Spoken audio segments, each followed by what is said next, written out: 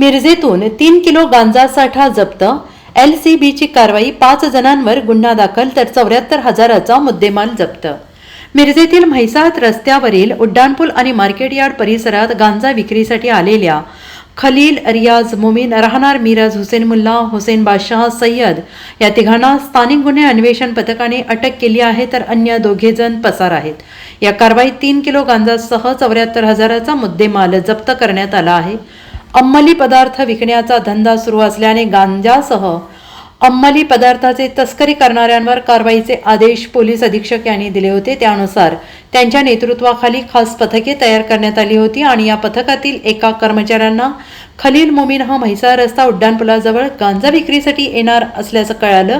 त्यानुसार पथकाने सापळा रचला आणि म्हैसाळ रस्ता आणि मार्केट यार्ड परिसरात गांजा विकणाऱ्यांना ताब्यात घेण्यात आले। अधिक तपास पोलीस करत आहेत।